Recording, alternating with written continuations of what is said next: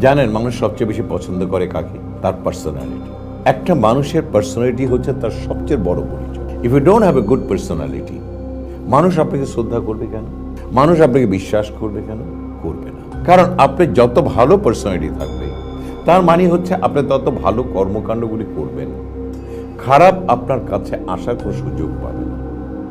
একটা ছেলে বলেন, একটা মেয়ে বলেন, সবাই একটা ছেলের পার্সোনালিটিটা দেখার চেষ্টা করে।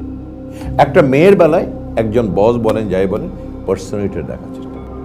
Those who have very strong personality, তারা কিন্তু কখনো বিপদগামী হয় না, কখনো বিপদগামী হয় না।